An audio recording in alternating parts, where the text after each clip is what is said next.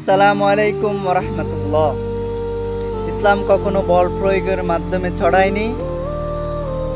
ইসলাম এসেছে দয়া, ন্যায় আর শান্তির পথ ধরে। এর একটি স্পষ্ট প্রমাণ হলো আজকের ভারতবর্ষ। আজ সেখানে প্রায় ৮০% মানুষ হিন্দু ধর্মের অনুসারী আর প্রায় ১৪% মুসলিম।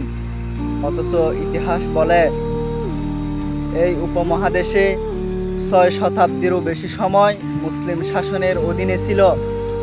তবুও অন্য ধর্মের মানুষরা নিজ নিজ বিশ্বাস নিয়েই নিরাপদেই বসবাস করেছেন।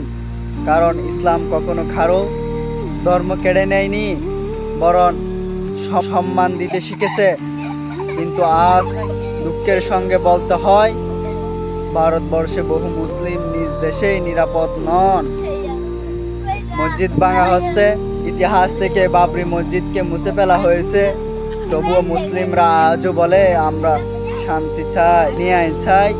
কারণ ইসলাম শুধু একটি ধর্ম নন, ইসলাম একটি মানবতার নাম।